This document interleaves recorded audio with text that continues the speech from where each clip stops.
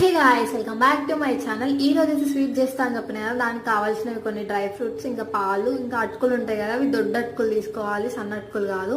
ఇంకా ఒక ప్యాన్ పెట్టుకొని దాంట్లో నెయ్యి వేసుకొని దాంట్లో డ్రై ఫ్రూట్స్ని రోస్ట్ చేసుకోవాలి. అదే దాంట్లో మళ్ళీ అటుకులు వేసి రోస్ట్ చేసుకోవాలి. అవి కొంచెం ఇట్లా క్రిస్పీ రావాలి.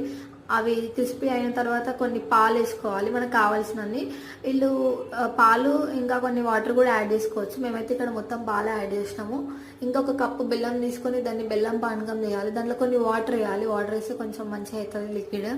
ఇంకా కొంచెం అటుకులు ఉడికినాక మనం రోస్ట్ చేసుకున్న డ్రై ఫ్రూట్స్ వేసి ఇంకా కొంచెం ఇలాచి వేసి ఉడకబెట్టుకోవాలి. దాని తర్వాత ఇటు సైడ్ బెల్లం పానకం ఉంటుంది కదా, కొంచెం చల్లారినాక మనం బెల్లం పానకం దాంట్లో వేసి కలుపుకోవడమే. ఇంకా మనకు అటుకుల పానకం అయితే రెడీ అయిపోయింది. నేనైతే ఇదైతే ఫస్ట్ టైం చేసిన, టేస్ట్ అయితే బాగుంది.